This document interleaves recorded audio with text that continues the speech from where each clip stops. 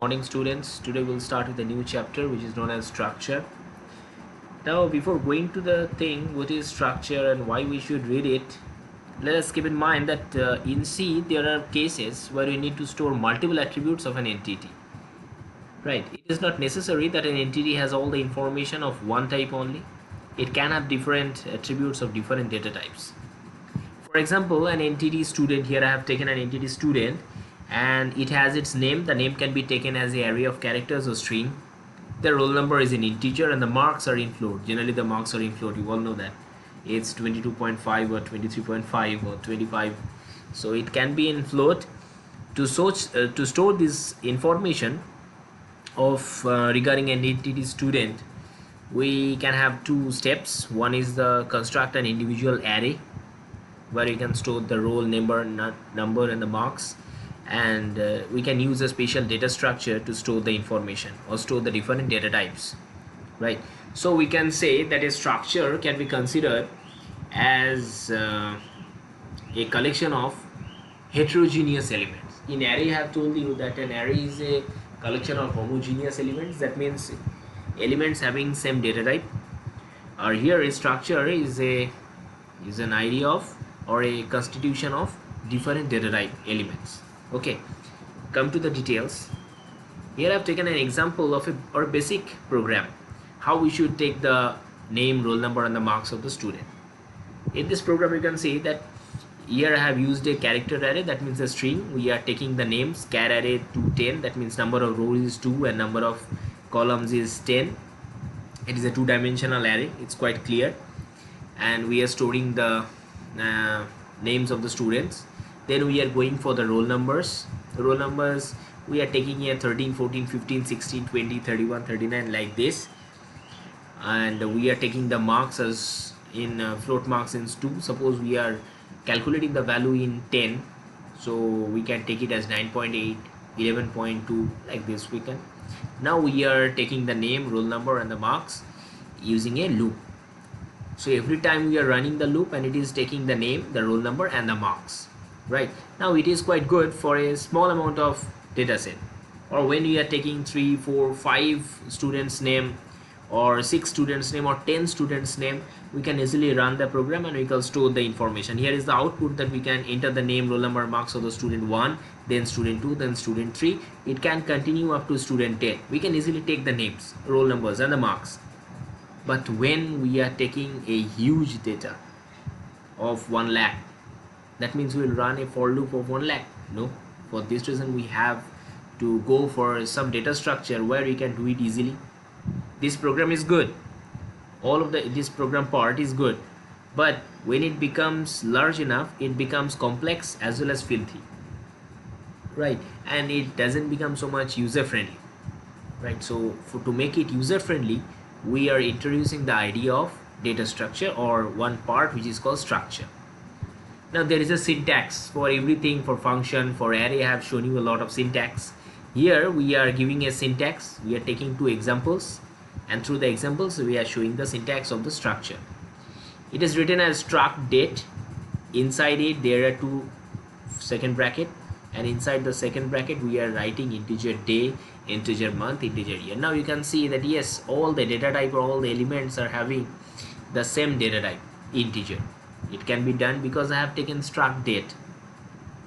If I want to make a structure with different identities, sir, you have already told me that or told us that structure is a collection of heterogeneous elements. No problem, take it. We are taking a structure which is known as employee. Inside it we are taking sorry, we are taking ID, we are taking the name in a character array, and we are taking the salary. Salary is always float. It can be 23,074 paisa or 25,565 and 80 paisa like this. It can be. So these are the different type of heterogeneous elements that are present inside the structure. Again I have given a simple example of how it can also take some similar type of data structure, but similar type of data structure we can easily go for array because we have used there. So we are going into the details of it. I have told you I have taken here struct employee, integer ID, character name 10, float salary, and right. What are these things? We are breaking, or we are making a huge size of a block, or we are taking a huge size of an array.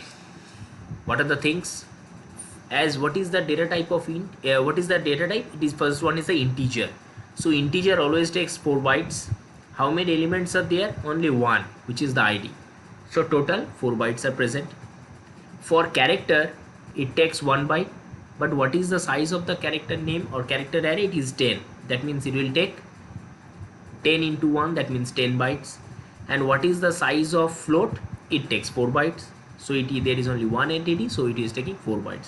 So what is the total size of the structure? 4 plus 10 plus 4. Why 4? 4 is the size of integer plus size of the character. 10 elements or 10 characters and size of the float. Total addition becomes 18 bytes. So my base address, as I have told you in the array format, the base address starts from 1000. So the base address is 1000. Then for up to integer it is taking 4 bytes, so it becomes 1004. From 1004 to 1014, that means 10 elements or 10 bytes, it is going for the next address as 1014.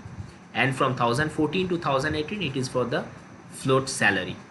Float is 4 bytes and it is for salary. So salary can be taken into that position, character name can be taken into this position, and id in this position. Clear? So this is my structure. Employee, and inside it integer id, character name 10, and float salary. Up to this is quite clear.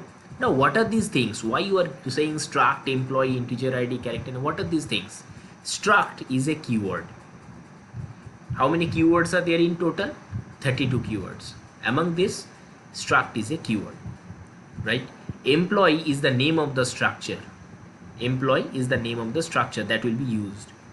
And id, name, and salary, these are the fields that are present inside employee, right? id, name, and salary. So these are 3 fields.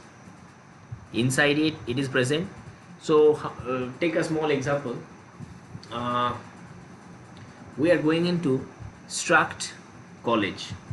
Inside it we are writing, suppose, student. So student have a, or you can write struct student. Inside student we can write integer roll number, or integer roll number. Then you can say character name, then you can say float marks. This can be also taken. So it is a structure. Up to this is quite clear. This is the basic idea of structure. Now how we will declare a structure and why we are declaring this? As I have told you, struct is an keyword within the main function. Whenever we will write a program or main function, we will initialize or we will declare this structure. Otherwise, how can I know that whether the structure exists or not? So struct keyword is present within the main function. By declaring the variable at the time of defining the structure. When I am defining the structure, we will declare it, right? There can be 2 ways of declaring this structure. First, in a simple process, struct employee integer id, character name 50, the maximum size of the array, and second one is float salary. Another one is struct employee integer id. All of the things are same. Here I have written e1 and e2. What are these e1 and e2? These are 2 variables which can be used to access the values stored in the structure. That means repeatedly, without using struct employee like this, we can use e1 and e2. That means e1 and e2 act as an agent of the whole system, of the whole structure. Clear? So e1 and e2 are 2 variables. They are written after the last second bracket or the closing second bracket, and after that I will give the semicolon. The syntax is must, you cannot change it. Struct, that means the keyword is first, then I am giving the name of the structure. After that I am opening a second bracket. Inside it I am writing the different data types or different IDs or different entities or different members of the fields. Then I am closing the bracket. After that, if I want to declare any variables, we can write e1 and e2, or we can go for a semicolon or closing. This last semicolon is must, because I am closing the structure or I am closing the scope of the structure. It is a block, so I am closing it. I have given a note below is when you first define a structure in a file, the statement simply tells the C compiler that a structure exists. Yes, quite clear, like function. When I am declaring a function above the main function, that means that function exists that means I can utilize that function or define that function in the last. Same for this also. But for structure, no memory allocation is done. The structure exists, there is a block which is present, but the block does not contain any memory. Why? Because you have declared a structure. You have said that there is a college. Now if you are not saying anything that whether the college, whether there are some departments inside the college or not, whether there are some students or whether there are some faculties or whether some HODs or anything are present or not, then you cannot say that the structure, yeah, college is present, a college is volatile, you can remove the college, that is, it is a structure only, so it does not hold any memory. Clear? If the college exists, that means inside it we are giving the different entities or the fields, then I can say yes, it exists, it will allocate some memory. But only declaration of the structure doesn't allocate any memory, right? Here I have written in the second line, only when a structure variable is declared, memory allocation takes place. Define a structure is good, we are defining the structure, it does not allocate any memory. But when you are declaring the structure, when a structure variables are declared inside it, then I can say yes, the structure is allocating some memory. Clear? Come to the next thing, an example of how a structure operates. Now in this example, I have started with the header files #include std.h #include string.h. Why string.h? Because I will use there some string functions like string copy. You can use their string copy or string concatenation. If I am adding the first name or the last name, you can use the string concatenation or anything. Now after that, I am declaring struct employee. As from the previous one, I am using struct employee. Employee is the name of the structure and struct is the keyword. Inside it I am writing int id and character name 50, right? After that I am declaring a structure variable e1. e1 is called the structure variable. E1 is called the structure variable. Now we are coming to the main function body. So whenever you will define a structure or declaring function or declare structure, always declare above the main function. Always define the structure above the main function. It's quite good to remind. Second thing is that now inside the main function we are writing e1.id equals to 101. So inside this main function I am writing directly e1.id. There are two ways of allocating this structure or pointing this structure. One is called dot operator, second one is called pointer operator, which is given by an arrow. This is another thing. Just concentrate here that we are using a dot operator. So here e1.id, I have told you e1 is an agent.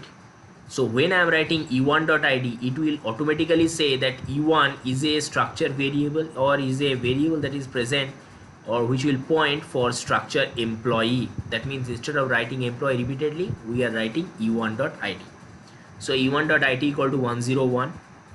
Then we are writing string copy, we are copying everything. So small program e1.name comma Debraj Chatterjee, the name of the employee, e1.name. e1 means the employee and dot name is the character array that is present inside the structure.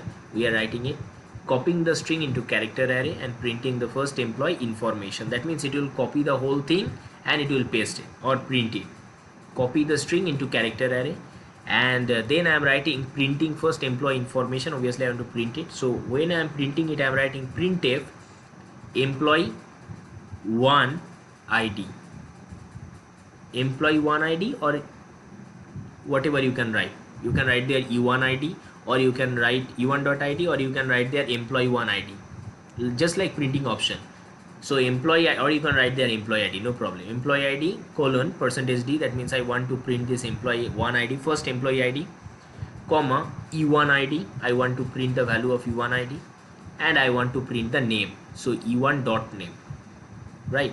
Now what is the output? You can easily see employee 1 id equal to 101 and name equal to Debraj Chatterjee. So one thing you will keep in mind, whenever I am using this e1, it is a structure variable. That means it will act as an agent of this whole structure. Instead of writing employee repeatedly or the structure repeatedly, if I write there e1, that means it will directly point to this portion or the struct employee portion. So inside the employee it will go for id, so it can write e1.id, and for the name it will directly write e1.name, and it will take the character array or copy the string into character array directly, right? So this is the utility of structure. In the next we will go for the use of structure. Okay, thank you.